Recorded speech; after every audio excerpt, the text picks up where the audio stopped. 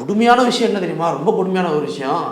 அதாவது ஒரு துப்பாக்கியை வச்சு சுட்டுக்கிட்டா எப்படி சொல்கிறது, யாராவது ஒருத்தர் சாமியா இல்லையா? இந்த கதையில் வந்து வழக்கம் போல் எப்போவுமே இந்த அண்ணன் போஸ்ட்டுன்னு சொல்லக்கூடிய ஜூனியர் ஆர்டிஸ்ட்டு, இந்த பின்னடைக்கிற அசிஸ்டன்ஸு, இவங்க துப்பாக்கி வச்சு சுட்டோன்னு செத்து போயிடுவாங்க. இது விட்டு தள்ளுவோம். ஹீரோயின் தமிழ் சினிமாவில் வழக்கமான பல சினிமாக்களை உடைக்க முடியாத ஒன்று. இங்கிலீஷ் படத்தில் கூட அது இருக்குது. துப்பாக்கி சுட்ட உடனே வந்து செத்து போயிடுறான்னு பானை திடீர்னு உயிரோட இருக்கான்னு சொல்லிடுவோம் இல்லையா? இது வந்து சரி ஏற்றுக்கிட்டோம்னு விட்டுருவோம். இந்த படத்தில் தாங்க முதல் முறையாக, உலக வரலாற்றிலேயே முதல் முறையாக ஹீரோவையும் துப்பாக்கி வச்சு ஒருத்தன் சுடுறான், அவர் உயிர் பொழைச்சி வர்றாரு. வில்லனையும் ஒருத்தர் துப்பாக்கியை வச்சு சுடுறான், அவரும் உயிர் பொழைச்சி வர்றாரு. சரி கருமை போனால் போயிட்டு போகுது அப்படின்னு சொல்லிட்டு ஹீரோயினும் ஒருத்தர் துப்பாக்கி வச்சு சுடுறான், அந்த பொண்ணு உயிர் பொழைச்சி வருது.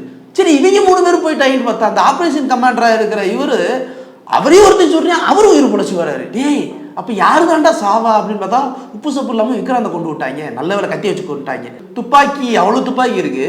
வில்லன் சொல்லுவார், ஏய் துப்பாக்கி வச்சோட சுடாத, கத்தி வச்சுக்கலையோ. துப்பாக்கி ஒரு ஓடு போட்டால் வேலை முடிஞ்சு போச்சு, அதை விட்டு கத்தி வச்சு கொள்வாயலாம். அவ்வளோ பெரிய வில்லன் கூட உட்காந்து மல்லு கட்டுவானா?